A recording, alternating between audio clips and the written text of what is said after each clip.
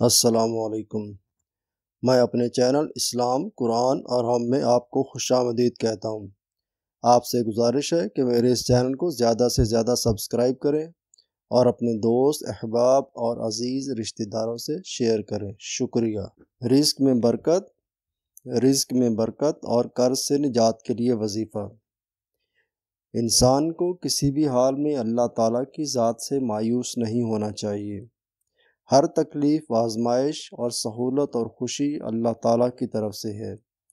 اس لیے پریشانیوں اور مصائب کا حل اللہ تعالیٰ کی طرف متوجہ ہونا ہے۔ اللہ تعالیٰ کی طرف توبہ و استغفار کے ذریعے متوجہ ہونا چاہیے اور اپنے مسائل کا حل اللہ تعالیٰ کے حوالے کر دینا چاہیے۔ اللہ تعالیٰ کو اپنے مسائل کے حل کا وکیل بنا لینا چاہیے اور اللہ تعالیٰ کبھی بھی آپ کو بے سہارا نہیں چھوڑیں گے۔ انسان کو کبھی بھی کسی بھی قسم کے عاملوں کے پاس جانے کی ضرورت نہیں ہے۔ اس سے اللہ تعالیٰ کی ذات پر ایمان اور یقین و توکل میں بھی کمی آتی ہے۔ اس کے بجائے درج ذیل ہدایت پر عمل کرنا چاہیے۔ اللہ تعالیٰ سے تعلق قائم کرنے اور اسے مضبوط کرنے کی ہر انسان کو ضرورت ہے۔ اگر نمازوں کی پابندی نہیں ہے تو 5 وقتہ نماز باجماعت کا اہتمام کیجیے۔ نمازوں کے بعد دعائیں بھی کیجیے اور استغفار کی کثرت بھی کریں۔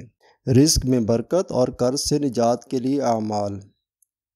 سورہ واقعہ اور سورہ طارق فجر اور مغرب کے بعد ایک مرتبہ پڑھنے کا اہتمام کریں۔ فجر کی نماز کے بعد 70 مرتبہ پابندی سے یہ آیت پڑھیں۔ انشاءاللہ رزق کی تنگی سے محفوظ رہیں گے۔ بسم اللہ الرحمن الرحیم۔ اللہ لطیف بعبادہ یرزق من یشاء بغیر حساب۔ قرض سے نجات کے لیے ہر نماز کے بعد 7 مرتبہ اور چلتے پھرتے درج ذیل دعا کا اہتمام کریں۔ بسم اللہ الرحمن الرحیم۔ اللہم اکفنی بحلالک عن حرامک واغننی بفضلک عمن سواک۔